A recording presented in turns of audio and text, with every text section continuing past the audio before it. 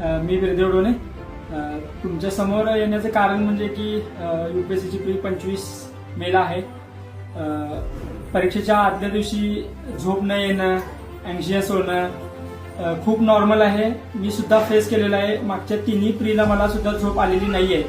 So तुम्हाला झोप येत नसेल तर यामध्ये काही ॲबनॉर्मल नाहीये. फक्त पॉईंट इतकाच की तुम्हाला नर्व्स तुमच्या कंट्रोल करायचे आहेत, कॉन्फिडंट राहायचं आहे.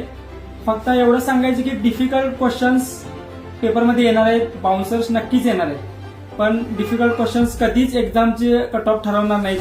सिम्पल क्वेश्चन्सच असणार आहेत जे कट ऑफ ठरवणार आहेत. सो तुम्हाला त्या सिम्पल क्वेश्चनमध्ये सिली मिस्टेक्स करायचे नाहीयेत.